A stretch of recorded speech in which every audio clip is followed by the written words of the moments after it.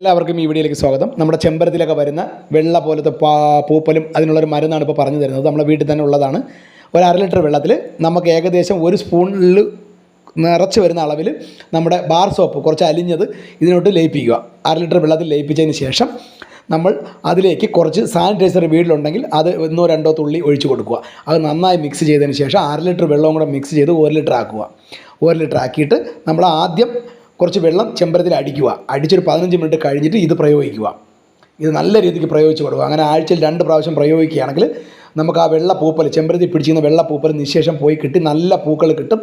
നിറച്ച് ഇലകളും വരും, അല്ലെങ്കിൽ ഇലയൊക്കെ കൊഴിഞ്ഞു പോകും പൂപ്പൽ പിടിച്ചിട്ട്.